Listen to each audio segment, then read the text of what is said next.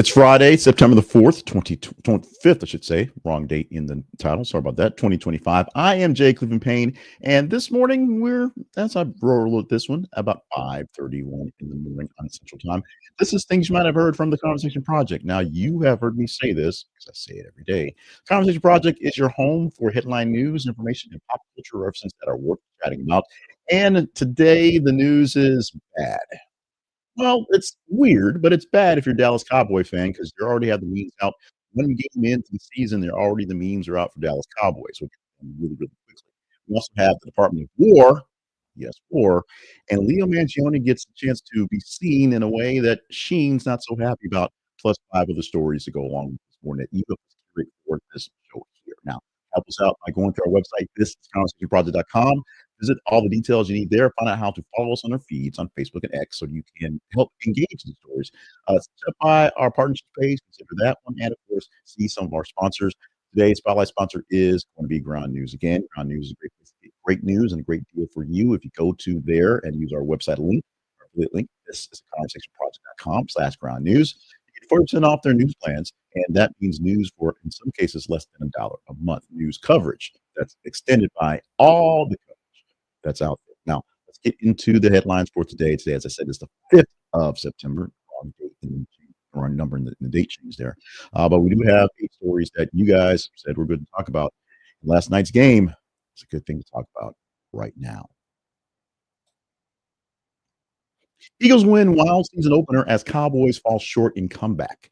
Eagles opened their 2025 NFL season on a winning track, 31-28 victory, holding off a late Cowboys surge.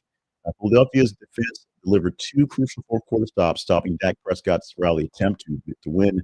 Jalen Hurts passed for over 265 yards, 2 touchdowns, balancing out a run-heavy defense. And, of course, Dallas erased a 14-point deficit, failed to convert on possession inside of 2 minutes. Game was set early tone for an NFC East rivalry that looks prime for more high stakes. Here's the big thing about this one. Injuries of key Cowboys receivers added some uncertainty for Cowboys for Dallas for the next week 2, I should say. But it didn't start off that way. It actually started off with some weirdness on the front end, including losing a player on the opening kickoff and before the first snap, another player spitting in Dak Prescott's face and being ejected. That was the player in the teaser graphic.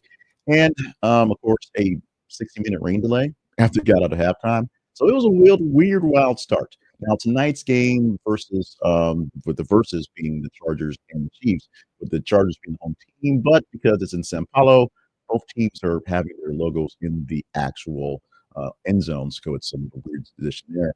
We'll see what happens as it rolls on for this week 1. Are you happy that college football's in its week 2 officially and pro football week 1? If you've been jonesing for this stuff and your fantasy team is ready to be whacked, like mine currently is, you are happy for this. Not quite gridiron tactics, but pretty much a lot of clashing in the Congress or in the houses of Congress as Republicans and Democrats move at it with RFK Jr. with his vaccines and CBD controversy, how things will be run. Facing bipartisan pushback in a heated House hearing over vaccine safety and CDC policy, Robert F. Kennedy Jr.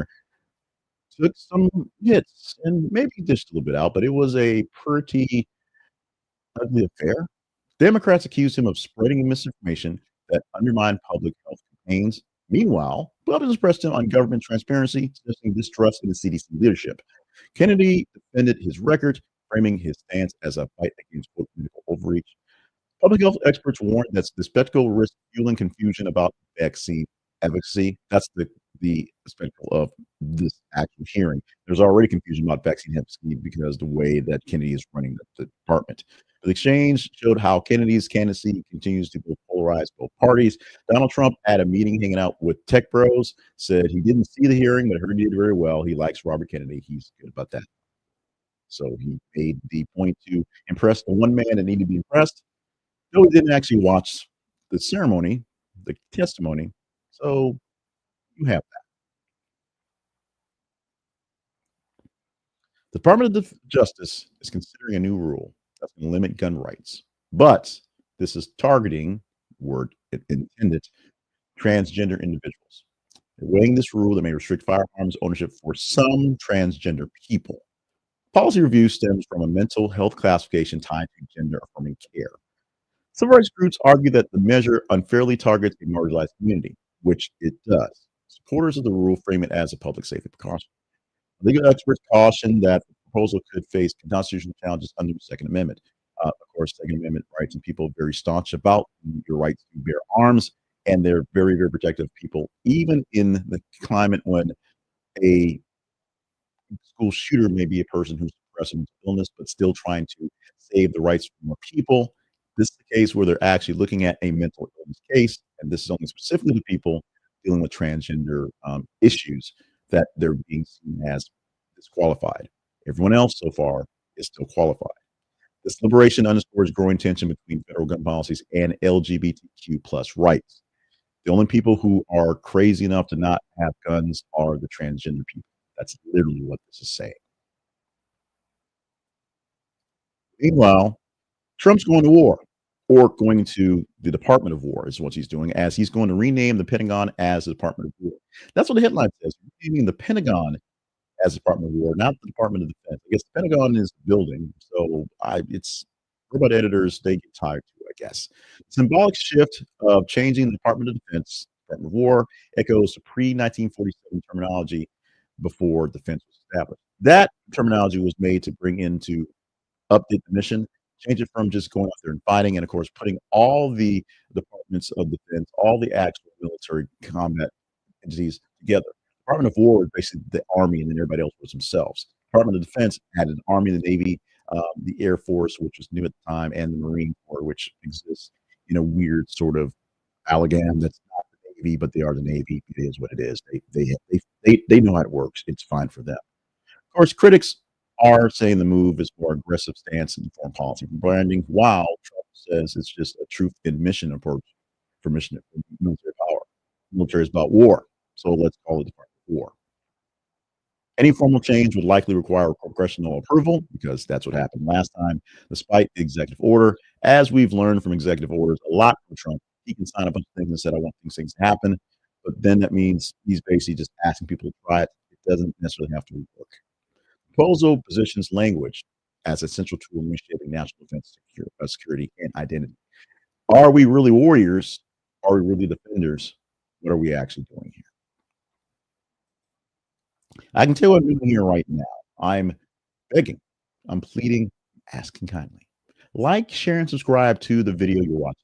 It will help us grow what we're doing here.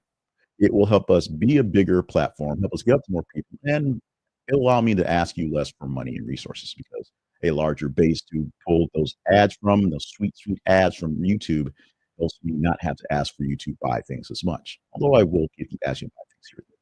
Now, like this particular video here on the platforms YouTube or X or Facebook, and it will help their algorithms know that this is a decent video. Show it to more people. If you like it and as well, and I see the likes, I know I'm doing good news, good commentary. Everything is working really well, and we can do more of these things. Share with like-minded people so they're engaged already, so it helps us grow the brand. And of course, if you're not getting this directly into your feeds, you're not seeing it unless it's been shared to you here or there, or you're seeing it as a recommendation from your feeds. YouTube said, hey, this is good, watch it. Those kind of things you watch. Go ahead and subscribe. Get it directly in your feed. I'm not even asking for notifications. I don't do notifications for myself. I just check my subscribe list every so often, see what's new, and then go from there. Subscribe so we get that subscriber count. We need those counts. We need people watching. We need your help. And I thank you so much in advance for what you're doing to help us roll with this. Look at this face and look at this face. We've talked so much about Sydney Sweeney and her controversial ads because she has genes that now we have a controversial ad for a person who has the genes to look like somebody else. And Shein is accused of using Luigi Mangione's likeness, some dude that looks like him, to model clothing online. Fashion retailer Shein is facing backlash for allegedly using a Luigi Mangione image to market its shirt. Mangione, who didn't authorize the image, said the resemblance was uncanny and misleading. Is it AI or is it a dude? It doesn't really matter. Mangione did not authorize this, and Shein is seeing a lot of people saying, why is the killer, although we think he's handsome and lovely and beautiful, on these shirts? Because they think he's handsome and lovely and beautiful, but they still worry about the killer being on the shirts. The listing was quickly pulled after online criticism was surging. Observers questioned whether AI generated imagery was behind the likeness or was it a dude. Controversy amplifies concerns about Shein's content and sourcing, and also ethics review processes. Now, the incident highlights a fast fashion recurring struggle with transparency and creative production. A lot of the things you see are literally AI. Like you see a shirt that someone's wearing, you see the same picture 20 times because each shirt is changed with AI, and each shirt doesn't like any of these shirts that were in the packages because it's just a copy picture. That's what pieces like Shein and Temu are getting for some of their production, and the Amazon fast fashion thing as well. So there's an issue with that one. There's also that face. You won't have Caitlin Clark the rest of the season, even though she signed a big contract with an exclusive shoe and was ready for season 2 to keep on rising. She's ruled out for the rest of her fever season with the injury. The guard has confirmed she will miss the rest of the baby season, battling with a lingering groin injury and bone bruise since July. Clark posted on social media that she is devastated by the setback. She was averaging 16.5 points per game, 9 assists before the season ended abruptly with the injury. Fever management stressed long-term health over rushing her return. They think she is there for the long haul. She's got a Hall of Fame career, possibly there with Indiana. So her second year, let's let it ride because we have 3, 4, 12 to go forward. Her absence will leave the team without its centerpiece and fan-driving talents. People could pay to see Caitlin. It is what it is, but rebuilding next year, we'll look towards that.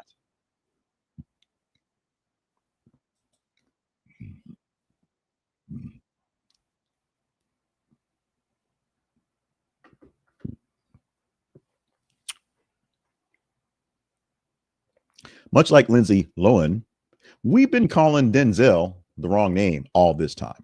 He revealed he's been saying his name, we have all definitely saying his name wrong for years. Denzel Washington clarified in an interview that his first name is pronounced Denzel, not Denzel. Denzel, not Denzel. Zell. So the actor explained his family always used the original pronunciation, so that's how it was. But actually, as it's pronounced in the grammar tone, to be Denzel Washington, not Denzel with the E at have an eyes, but the Zell have an eyes. Yeah. Over time, Hollywood and the public just adapted to the softer version, which he never really corrected going forward. So he is Denzel, not Denzel. Washington said he doesn't mind either version, just want to set the record straight. Much like Lindsay Lohan, not Lohan, there is a proper pronunciation. Revelation sparked a viral wave of fans rethinking how they say his name. It reflects how cultural pronunciation shifts and can reshape celebrities. And then how you call somebody is how you call somebody. So don't call him Denzel. He's not Denzel Washington. His name is Denzel. Zell it out there like that. Got it, folks? Thank you very much. 102-year-old sets record as the oldest person to climb Mount Fuji. Kokichi Akazawa. Start that again. Kochiki Akuzawa puts respect in that man's name, who's 102 years old, became the oldest person to summit Mount Fuji. The Guinness World Records confirmed the climb as his official record. The Japanese climber journey took nearly 8 hours to complete. Akuzawa said he trained daily with walking and light hiking. His achievement redefines expectations of endurance at advanced age. The feat has also inspired a wave of commentary on resilience and longevity. Now, here's the deal: a 102-year-old guy is climbing Mount Fuji, and of course, Little John is winning bodybuilding contest. So apparently, I can't complain about being lazy and not going to the gym. So I can't. That doesn't fix me being lazy and not going to the gym. But I can't complain about it because here are people getting it done. I can get it done as well. Can. Will I? We'll see. I can. Let's get on to something else I can do about, and that is talk to you about ground news because I can talk about this all day long. But O is going to tell me I'm talking too long, so we're going to keep this about 2 minutes. Ground news is a great source for news, extra news, all the news you can stomach, all the news you can digest, as they give you an aggregations to basically all the news sources, various sources that some you may love, some you may not like so much. You can compare how the stories are being covered by various sources using ground news.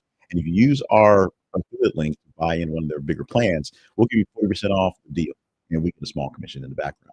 This is conversationproject.com/ground news. This It's conversationproject.com/ground news. Now, what do you get with ground news? You literally get what I told you. You can look for a story, a news headline, a story out there, whether it's local, whether it's national, whether it's on the international front, and see how it's being covered by many different platforms. Some of them you may love, some of them you may not like so much. But you get to see how they're actually telling you about the news, how they're framing it with headline comparisons and line by line comparisons of some of the main points. And of course, the big feature, the granddaddy of it all, is the blind spot feature, where you can see what stories your silos are showing you more of, what stories their silos are showing you more of, and see what blind spots you have in your news coverage. It's a great deal, and it's a great deal to get 40% off all their plans by going to this is a conversationproject.com/ground news. We get a small commission for that because it's a free link, but that's how this works. This is conversationproject.com/ground news. We did it. And I actually have the right date on the in graphic. Friday, September 5th, 2025. This has been Things You Might Not Have Heard for. Hey, brought to you by the Project. Glad to have you along for the conversation. Glad to have you chat and for everything you're doing. We cannot do this without you, so we need you to follow in the feeds to give us some love and give us some attention and vote up on the social media what's there. I clicked over to since I'm so early. Clicked over to my comments. I have Glenn Gilbert Jr. from Knoxville, Tennessee, USA. Good morning, Glenn Gilbert. Thank you for joining us live for this one. Hopefully, you will come around more often. Hopefully, you are subscribed to the broadcast. And feel free to comment on the stories and the hot takes as they come because we need more folks in there. If you want to be a part of the show, go to our email address, the conversation inbox at gmail.com. Chat me up with some things I did right, did wrong, back and forth. And of course, you can follow on the feeds on Facebook and X. Drop news headlines every 15 minutes or so for you to engage and help us pick stories based on your engagement, plus things that are popping up brand new. I'm looking over my shoulder right now because I'm under time, so I can see. CNN is now talking about the story on Newsmax suing Fox News, which we talked about yesterday. So maybe CNN is losing steam because if we scoop them, I don't know. Meantime, enjoy your weekend, enjoy your time. We're going to go back to doing some more, maybe recap things. Maybe once you have more time for that. But plenty of hot takes. We'll put the hot takes in throughout the weekend. Make sure you're following us at our other sites, one of our other sites, historyeveryday.com, historyeveryday.com, where we're still giving you the history lessons. You get full lessons there, all 12 history lessons, plus birthdays and deaths on the day, plus the link to the other YouTube channel we have. That is TCP, our history takes, which also gives you a short version of that every single day. Love you, mean it. Thank you so much for being here. We are growing, we are thriving. Numbers aren't as great as you like them to be, but sometimes it just be like that. We are blessed with what we have. Prayers for the weekend, prayers for Monday. Big event happening in the pain life. So give us prayers for that one, and prayers to keep this thing going for another edition of Things You Might Have Heard. Come Monday.